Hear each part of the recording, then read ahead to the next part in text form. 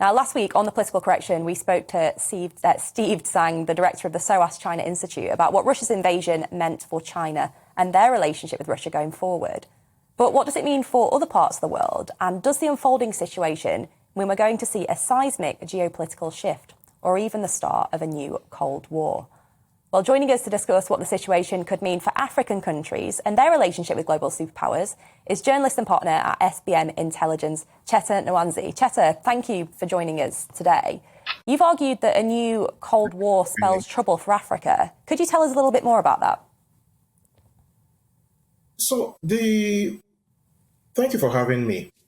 The Western countries have made a lot of furore about African votes. A lot of African countries abstained in the vote against Russia in the United Nations, and many people in this part of the world have complained about it. Unfortunately, the behavior of Western countries in Africa has never been about morality, really. It's more been about interest.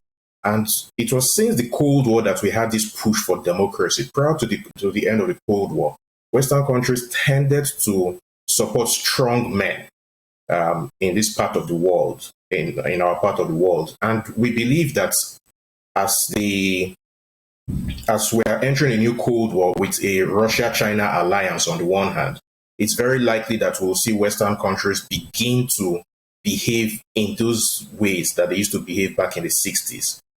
We've already seen some evidence of that. For example, China is trying to build a military base in Equatorial Guinea, and the Americans sent a delegation to sort of push American interests with respect to that military base. The leader of Equatorial Guinea is a despot who has been in power for 30, 40 years. So this is not supporting democracy. This is not supporting human rights. It's just pushing cold interest. And that's where we think that the whole thing is headed back. Would you say that there's a superpower that poses the biggest threat for Africa? No, I wouldn't say that there's anyone. I would say all of them pose a big threat to African countries. And I think it's important for us to delineate something. We have 54 African countries. Each one has their interests. And right now, the French are being kicked out of Francophone West Africa because the French have been there since independence. They've not left. People are frankly sick of French influence and French intervention in Francophone West Africa. So the interests of various African countries are quite different. And you find that, for example, in Eastern Africa, which is geographically closer to places like China, there is more of Chinese interest, more of Chinese investment. So if I were to take a punt, I would say that the bigger geopolitical competition would be in Eastern Africa. However, because of the rise of Turkey, Turkey and the involvement of Russian mercenaries in Central African Republic, in Mali, you will see increased geopolitical competition between the West and Russia and China in West Africa as well.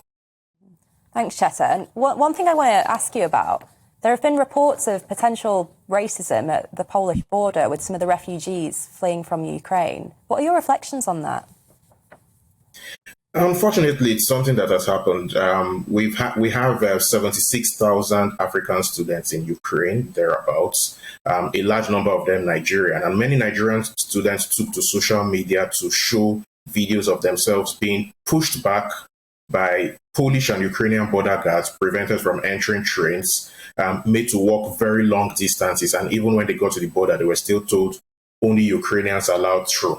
The Nigerian government, to its credit, I'm not a big fan of my current government, but to its credit, it's organized very good evacuations of Nigerian students from places like Romania and Hungary when they got there from Ukraine. But the initial reaction was to push back African students. Some were told, oh, you cannot come and go and fight for us. There's this video of a Congolese student saying, what is my business with this fight? Why should I go and fight? And it's one of the things that has emerged very quickly from this war, very unfortunately, that there's a difference in the treatment of refugees from other parts of the world. There have been wars in various parts of the world, Yemen, Afghanistan, Syria, and you have a lot of refugees from my part of the world as well. But it appears that the affection, for want of a better word, has been reserved for the Ukrainians. And this has not gone unnoticed in various countries in Africa.